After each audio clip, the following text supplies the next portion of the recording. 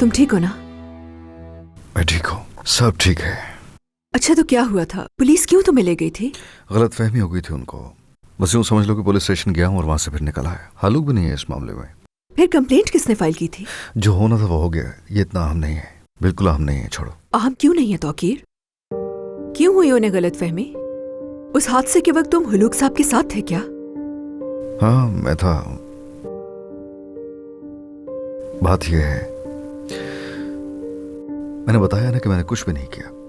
मैं तो खुद उस लम्हे बहुत ही कंफ्यूज हो गया था।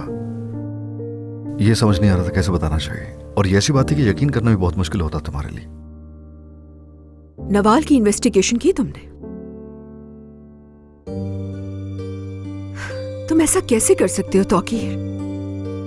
क्योंकि अलहदा फैमिली बहुत सालों के बाद सामने आई।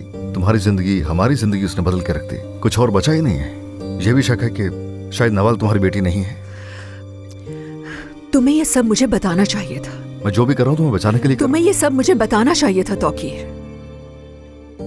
ऐसा नहीं लगता कि मेरे पीठ पीछे ये सब कर रहे थे?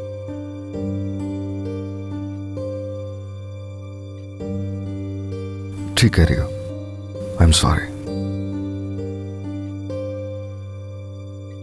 तुमने भी मुझसे छुपाया है मुराद और तुम्हारा जो कुछ चल रहा था। अब हम क्या करेंगे? क्या होगा अब तौकीर? क्या होगा?